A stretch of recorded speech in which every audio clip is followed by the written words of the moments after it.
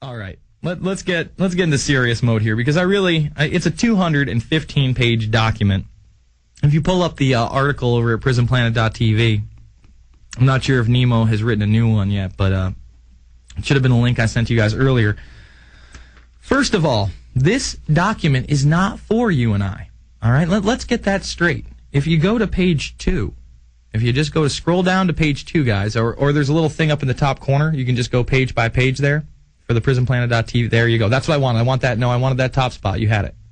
Right there. Boom. Let me read this for you. This lets you know this is not for me and you. This is law enforcement sensitive. It is protected by the Code of Virginia Titles 52-48 and 52-49.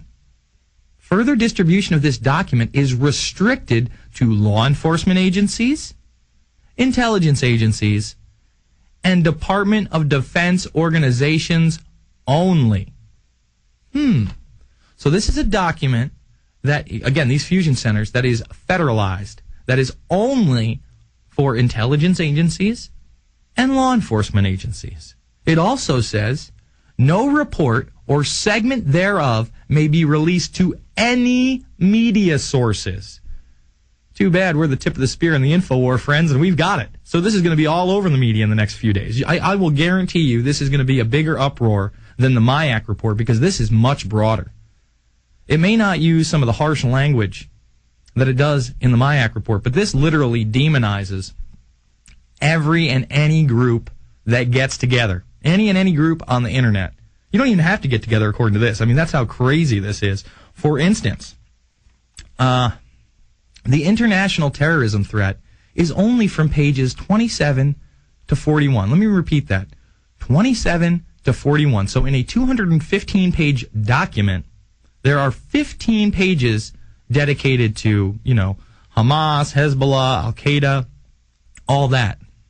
Now, on the other hand, the domestic terrorist threat, right off the bat, is over 30 pages. Okay? Starts at 43, supposedly ends at 73, but that's not the case. Now, they go after anarchists, black separatist group, lone wolf extremists, which is just a totally broad topic, militia extremists. Here's the best one. Special interest extremists. Special interest groups, folks. People concerned about abortion. People concerned about the environment. How dare they're terrorist organizations. See, on one hand, the MIAC report doesn't use the term terrorism, but at the same time demonizes people like Ron Paul, organizations like Campaign for Liberty. This is very broad and openly uses the term terrorism in every case. In every case. And they do a lot of double speak in here. Let me give you an example. It's going to be tough for me to jump around. But for instance, they say terrorism for the purpose of this report is defined as politically motivated violence or threat of violence designed to coerce action or to prevent others from taking intended actions. Now, right there, violence. Ooh, violence.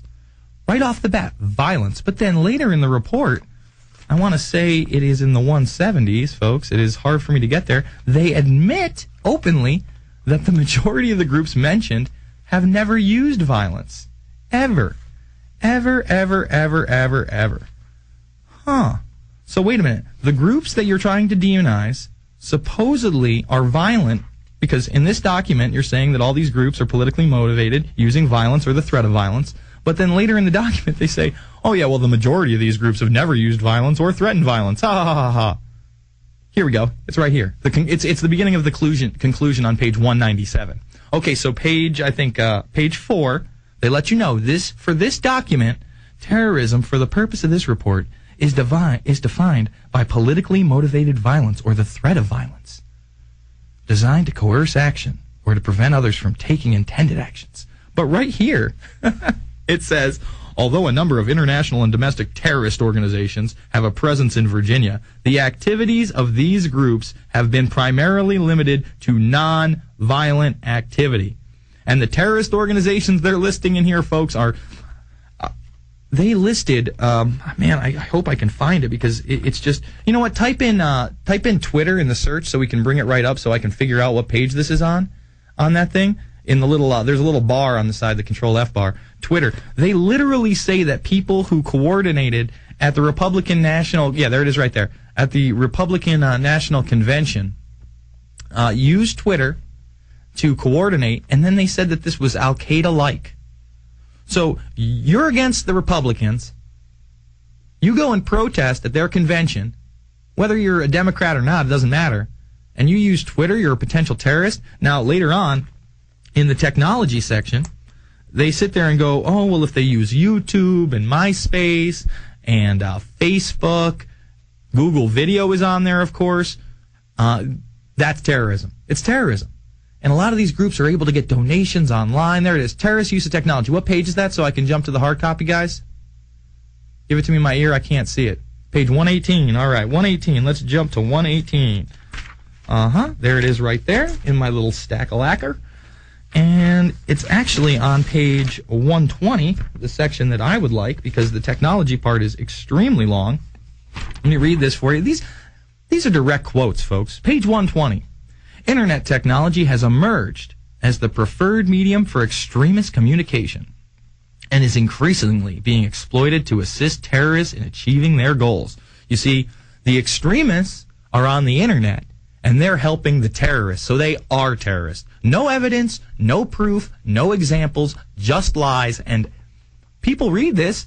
Again, not people, law enforcement officers, intelligence agencies, Department of Defense personnel. This isn't for you and me to know. We're not supposed to know this because they're openly setting up warrantless wiretapping in this country even further than what the Bush administration did, and even Keith Olbermann has to report on it. And it's right here in your face, and these are who they're going after us. This is making it very, very apparent they're going after us. The internet is used to recruit and radicalize supporters to play a more active role in support of terrorist activities or causes. I mean, come on. Give me a break. And that is a reference to Fox News' article, Lawmakers Take Aim at Homegrown Terrorist Threat. Remember, we're the terrorists now. They say that they solicit funds on their websites through donations, as well as the sale of various items, including publications and audio and visual media. Gee, I wonder who does that. Oh, we do that. That's right. We have 7 hours of radio every day. We put out 2 films at least a year. So we're bad because we're telling the truth? Give me a break. And here it is right here, folks. Extremist groups are active on web forums, blogs, and social networking sites such as YouTube, MySpace, and see, they stick IslamTube in there. Like any of us have ever used IslamTube in our lives. Like we knew an IslamTube actually existed. So they put IslamTube in the middle of YouTube, MySpace, and Google Video, and Twitter. And ooh, it sends chills down your spine. IslamTube. Give me a... I'm getting angry. All right? These networking venues have also been used to deliver near real-time information online and to cellular phones. God forbid we have real-time info. God forbid we can reach the masses at the drop of a hat, at the snap of a finger. And this was what I was talking about right here, where they really associate protesters with Al-Qaeda. I mean, this is them. All right, on page 120, Twitter was used as a counter-surveillance command and control and movement tool by activists at the Republican National Convention. The activists would tweet, send messages to each other and their Twitter pages to add information on what was happening with law enforcement near real time. And this is out of an article, okay, I kid you not, it's titled Al-Qaeda-like Mobile Discussions and Potential Creative Uses. It's Al-Qaeda-like to use your First Amendment, to exercise your freedom. Folks, this document continues to be more and more disturbing as I take a closer look at it. We'll be back after this. Call lines 866-582-9933. It's the Info Warrior.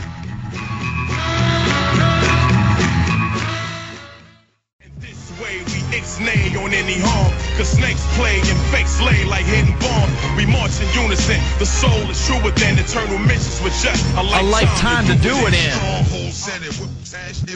We are back. And you know, here I'm going to do something here that we didn't do on the Alex Jones Show, only because I didn't think to do it.